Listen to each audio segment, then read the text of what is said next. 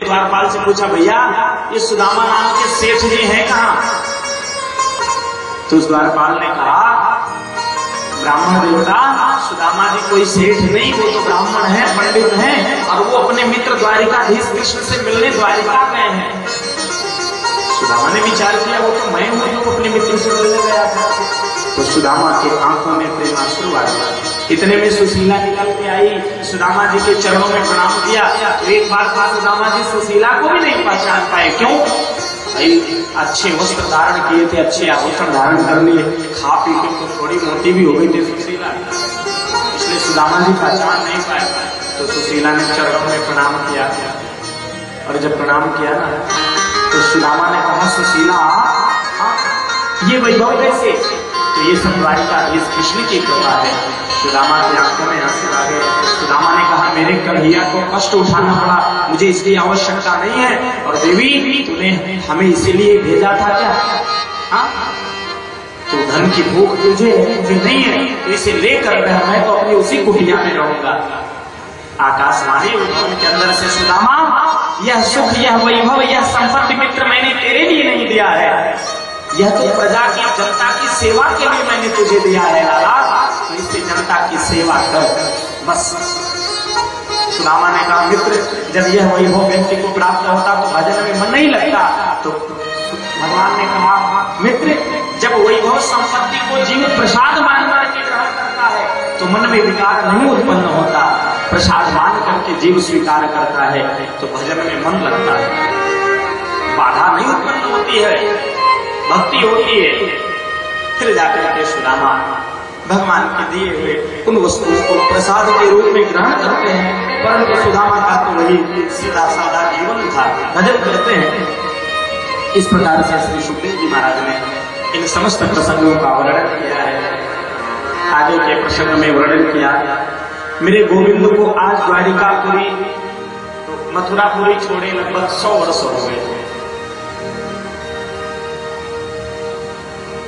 ग्रहण काल का समय आया, वसुदेव जी सेपतक क्षेत्र में यज्ञ किए। उस यज्ञ में वृंदावन ब्रज से लोग आए, मथुरा के लोग आए, गोपियां आई, यशोदा आई, सारे ब्रजवासी आए और कृष्ण का दर्शन वहीं पर हुआ उन्हें 100 वर्ष बाद। सुखदेव जी कहते हैं, आज 100 वर्ष बाद जब माता यशोदा ने कृष्ण को देखा, गोपियों ने कृष्ण को देखा, तो सबके मन में बड़ा प्रेम, अकाट्य प्रेम प्रकट हुआ।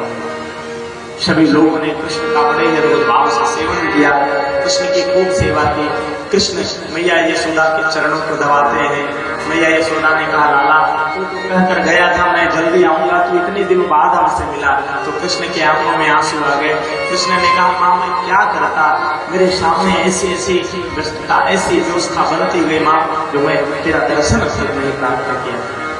सारे ब्रजवासी सुखदेव जी ने कहा, वही ग्रहण काल के समय में सेपतक क्षेत्र में मिले हैं, ब्रजवासियों को बड़ा आनंद मिला है। सुखदेव जी कहते हैं, राजन कृष्ण पूरे परिवार के साथ बड़े ही आनंद के साथ में रहते हैं। सभी ब्रजवासियों को आनंद मिला।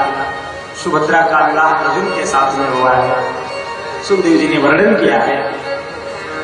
सुखदेव जी कहते हैं, परीक्षित आगे समय धीरे धीरे भगवान अपने प्रियजनों को उपदेश भी देते हैं समय समय पर। एक दिन भगवान ने अपने सभी पुत्र पौत्रों को बुला करके समझाया, देखो व्यक्ति के बिगड़ने के 4 साधन हैं। क्या क्या? रूप यौवन संपत्ति प्रभुत्वम विवेकता एकैकमप्यनर्थाय कि मुझे चतुष्टय। व्यक्ति के बिगड़ने के 4 साधन हैं। रूप, सुंदर स्वरूप हो जाए किसी का और वह मन में विचार करे कि मैं तो बहुत सुंदर हूं, तो जरूर पतन होगा। यौवन, युवा अवस्था का व्यक्ति को अहंकार आ जाए कि मेरे अंदर तो बल बहुत है, और उस बल का दुरुपयोग करना प्रारंभ कर दे तो पतन निश्चित है। संपत्ति अधिक हो जाए और बुद्धि कहीं बिगड़ गई तो पतन होना निश्चित है। और बड़ा पद मिल जाए और पद का अहंकार प्रकट हो जाए तो उसका पतन निश्चित होना। तो भगवान कृष्ण ने अपने पुत्र पौत्रों को जब यह उपदेश दिया, तो सारे विचार करने लगे, ये हम मुझे क्यों ऐसा बोल रहे हैं। कन्हैया ने कहा, देखो रूप तो तुम्हारा अच्छा है ही, कृष्ण के वंश जो हो, ये तुम्हारा जन्म है, युवावस्था है ही, संपत्ति है ही, और बड़ा पद है, द्वारिकाधीश कृष्ण के पुत्र हो, पौत्र हो। परंतु हमने सुना है कि आजकल आप संतों का आप लोग अपमान करते हो। देखो यदुवंशियों, अगर संतों का अपमान करोगे तो हम तुम्हारी रक्षा नहीं कर पाएंगे। क्यों? क्योंकि साधवस्य हृदयम मह्यम, मह्यम हृदयस्य च साधव। भगवान कहते ना कि साधु पुरुषों के हृदय में मैं रहता हूं और मेरे हृदय में साधु पुरुष रहते हैं। सारे यदुवंशी भगवान का उपहास किए, भगवान की बातों को सुना नहीं। क्यों? जागो प्रभु दारुण दुख दीनी, ताकीमति पहले हरि। उपदेश दे दिया परंतु यदुवंशियों ने सुना नहीं। प्रभास क्षेत्र से कुछ संत आए हुए थे, बड़े बड़े संत थे। विश्वामित्र हसितः गणो दुर्वास भृगुरंगिरा, कश्यपो वामदेवो वसिष्ठो नारदादयः। विश्वामित्र, असित, कण्व, दुर्वासा, भृगु, अंगिरा, वामदेव, नारद बड़े बड़े संत आए थे। तो जाम्बवती के पुत्र जो सांब थे ना, इन्हें यदुवंशियों ने स्त्री बनाया। सांब जो शिव और पार्वती दोनों के अंश थे, ऐसे जाम्बवती के पुत्र सांब।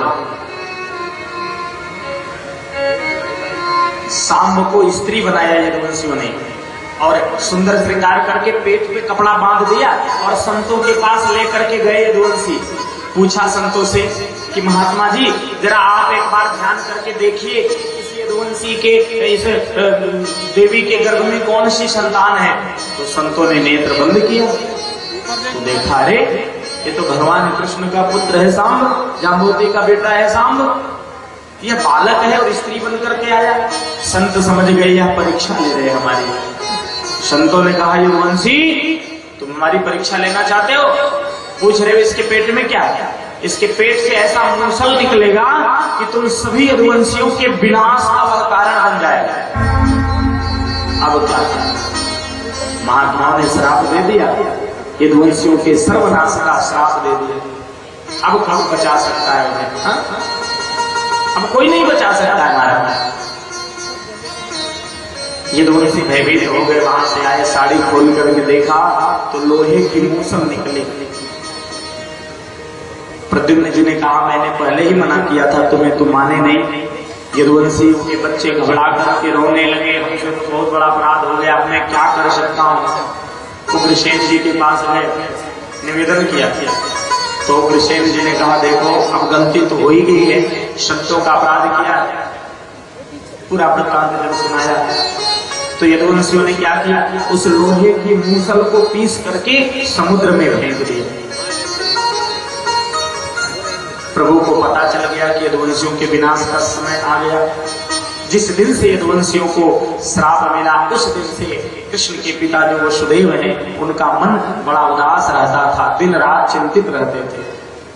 तो आज वसुदेव जी के पास संत नारद का आगमन हुआ और नारद जी ने आकर के भागवत धर्म का उपदेश दिया। वसुदेव जी को भागवत धर्म का उपदेश दिया और बताया, दुर्लभो मानसो देवो देहानां क्षणभंगुरः, तत्रापि दुर्लभम मन्ये वैकुंठ प्रिय दर्शनम। नारद जी ने कहा, भगवान की विशेष कृपा होती तो मानव शरीर मिलता है और यह क्षण भंगुर है, आज है कल नहीं रहेगा, एक क्षण बाद नहीं रहेगा, इसका कोई भरोसा नहीं है। और उससे भी कहीं दुर्लभ है वैकुंठ के नाथ का दर्शन हो जाए। ऐसा सुंदर नारद जी ने उपदेश दिया भागवत धर्म का। नव योगेश्वरों का वर्णन किया, दत्तात्रेय जी के 24 गुरुओं का वर्णन किया और इन समस्त प्रसंगों को सुनाने के बाद स्पष्ट कर दिया नारद जी ने कि जो कृष्ण आपके यहाँ है वह कोई साधारण नहीं है, वह साक्षात भगवान है। वसुदेव जी को विश्वास हो गया कि कृष्ण साक्षात भगवान है। भागवत धर्म का उपदेश दिया। वसुदेव जी ने भगवान का भजन करना प्रारंभ कर दिया, प्रभु की कृपा को प्राप्त की। यदुवंशियों की बुद्धि बिगड़ी, यदुवंशी आपस में लड़ने लगे। कृष्ण बलराम समझाने के लिए गए तो यदुवंशी कृष्ण बलराम को ही मारने के लिए शस्त्र उठा लिए। कन्हैया ने कहा, बलराम भैया सावधान, अब इन यदुवंशियों को समझा नहीं सकते हो, क्योंकि अब तो इनके विनाश का समय आ गया है। कृष्ण बलराम वहां से चले आए हैं, यदुवंशी लड़ते हैं। अस्त्र शस्त्र जब समाप्त हो गया तो जिस मूसल को पीसकर समुद्र में फेंका था उसका एक टुकड़ा तो मछली ने खा लिया था। संजोग बस उस मछली को एक मछुआरे ने पकड़ा था, और उस मछुआरे ने जब मछली के पेट को फाड़ा तो उसमें से अराज निकला था लोहे का कील। उस लोहे के कील को बाण पे लगा लिया था बहेलिए ने। उस लोहे की मूसल से एराक नाम की घास जम गई थी। यदुवंशियों के पास जब अस्त्र शस्त्र समाप्त हुआ तो इस एराक नाम की घास को ही उखाड़ करके एक दूसरे के ऊपर फेंकना प्रारंभ कर दिए थे। अस्त्र शस्त्र समाप्त हुआ तो संतों का श्राप था, मूसल पतन का कारण बनेगा। एराक नाम की घास जमी मूसल से, उसी से वार किया। यदुवंशी समाप्त हुए, 2-4-10 यदुवंशी ही बचे जो उस समय वहां द्वारिकापुरी से बाहर थे, वही बचे। बाकी 99 लाख से ज्यादा संख्या थी यदुवंशियों की। सभी को भगवान ने गोलोक धाम भेजा। बलराम जी ने कहा, प्रभु हम तो आपके साथ ही हमेशा रहते हैं। बस बलराम जी का शरीर से अद्भुत दिव्य तेज निकला, सूक्ष्म रूप धारण करके समुद्र में प्रविष्ट हुए। शेषावतार बलराम जी थे, समुद्र में प्रविष्ट हुए, शेष में जाके निहित हुए।